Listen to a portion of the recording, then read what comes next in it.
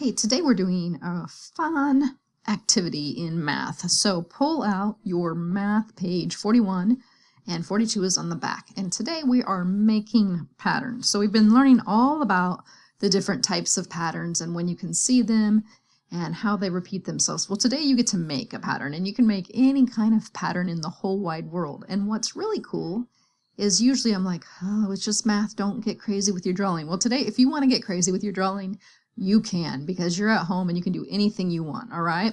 So what you're going to do is you're going to make a pattern to go with the code that they give you, all right? I'm going to make mine simple because I don't want the pattern to take 17 hours for me to do, and you probably don't want to watch a video that long either.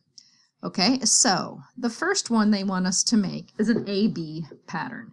So I'm going to make a simple AB pattern, and I'm just going to make a red dot for my A's, okay? And they've really given us a simple tool to use because they have the letters here. So my A is a red dot, and I'm going to switch to blue for my B.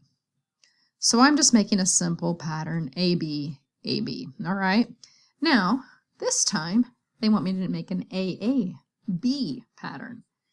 So I'm going to switch to blue for my A's, so two blues, AA, and then I'll switch over to the red for my B. Okay, now, do you have to make dots? No, this is where you can be creative. Your pattern can be anything you want. You could make bear heart, bear heart. You can make cricket, cricket, frog, cricket, cricket, frog. You can do anything you want with your pattern. So have fun. If you want to take some time and get fancy, you may do so. If you want to rush through it and you don't want to spend a lot of time on your math today, that's okay too. You can do just like I did and just make dots, okay? All right, I'm going to flip mine over and I'm going to continue. So this one, they're asking me to make an ABB pattern.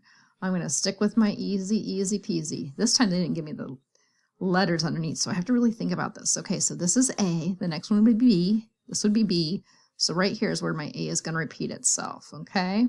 And now I need to switch to a different color to represent my B. And so this is B, and B, another B, and another B, okay?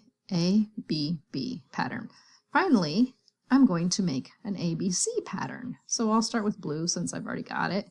Blue will be my A this time. So A, B, C. A is going to repeat itself over here. I can make my other A.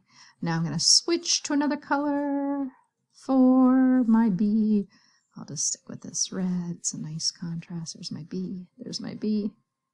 And then I need one more color because I have a third option in this pattern. It's an ABC pattern. So I need 3 different things instead of just 2 different things. All right? So again, if you want to make something fancy out of your patterns, you may. But for the most part, I just decided to go simple. So you do whatever you like with your patterns. Just make sure you're practicing the repetition of it, okay? All right, have a great day, guys. Bye-bye.